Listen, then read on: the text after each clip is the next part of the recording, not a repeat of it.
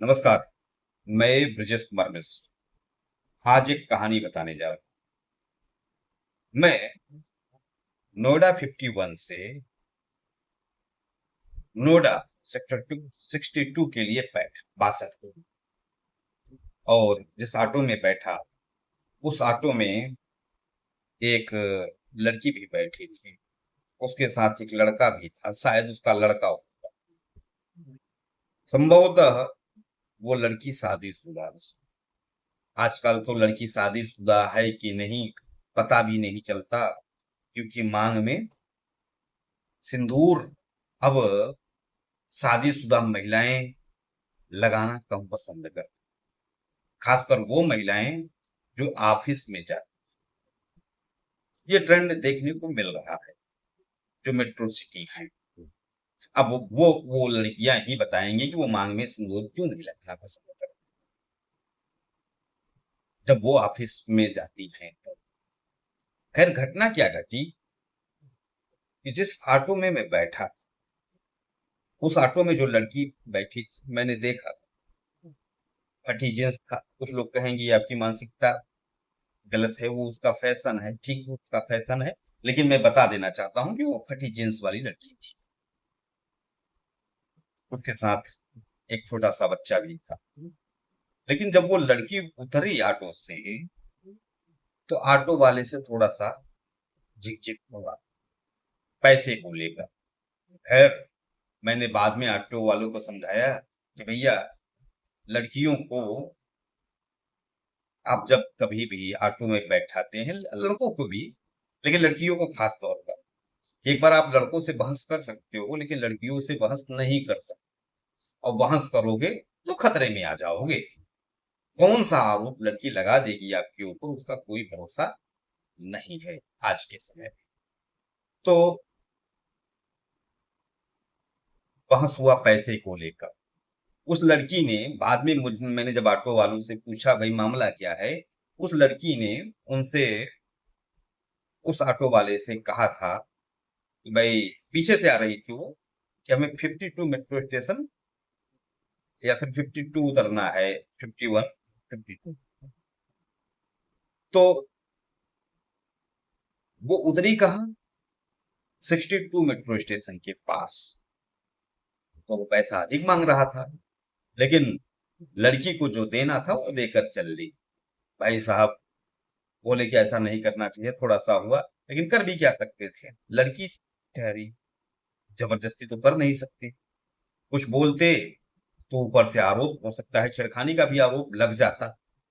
तो मैंने उस बाद में ऑटो वाले से कहा कि भैया, जब कभी भी आप ऑटो में किसी को भी बैठाइए, और खासकर तौर पर अगर महिलाओं को बैठा रहे हैं, वो लड़की हैं और आधुनिक लड़की हैं और महिलाएं भी हैं, तो आप पैसा जरूर बता दिया करो कि भाई कितना लगेगा।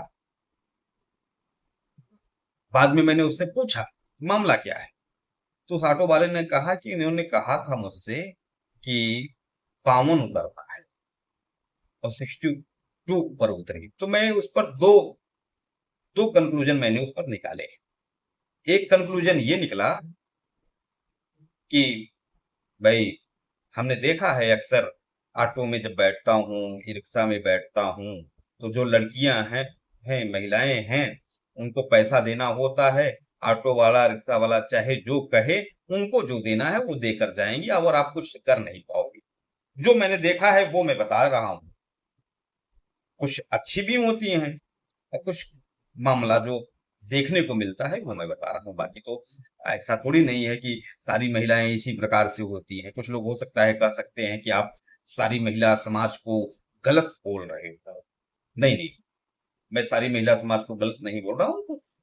है जो मैं देखता हूँ कि भाई, जब कभी भी ऑटो वाले से बहस होता है पैसे को लेकर, तो उनको जो देना होता है वो देकर चली जाती है। तो फिर आगे हमने कहा, आपने क्या कहा था उनसे? मैंने उसने कहा कि आप, कि मैंने कहा 62 उतरेंगे कि 52 उतरेंगे? हमने कहा भाई तुम हिंदी बोल दिए, मामला यहाँ फंस गया, तुमको 52 बोलना चाहिए था। उसने 2 बार कहा कि आप 52 उतरेंगी, तो उन्होंने कहा हाँ। तो मैंने कहा हो सकता है वो लड़की 62 समझ ली हो, उनको 52 बोलना चाहिए। एक मामला, एक समस्या ये भी आ सकता है कि कभी हो सकता है, देखिए एक पहलू तो है कि लड़कियां ऑटो वालों को जो पैसा दे रही हैं, अगर बहस कर रहा है ऑटो वाला या रिक्शा वाला, तो उसे हाथ जोड़कर ले लेना चाहिए। पहले बता दो लड़की को बैठाते समय कि भैया इतना किराया लगेगा, लड़की क्या लड़का भी हो तो। दूसरा मामला यह है कि आजकल के लड़के तो एक बार हिंदी समझ जाएंगे, लड़कियां बिल्कुल हिंदी नहीं समझती। जो आधुनिक लड़कियां हैं, 52 उसको समझ में नहीं आएगा, हो सकता है उसे 52 न समझ में आया।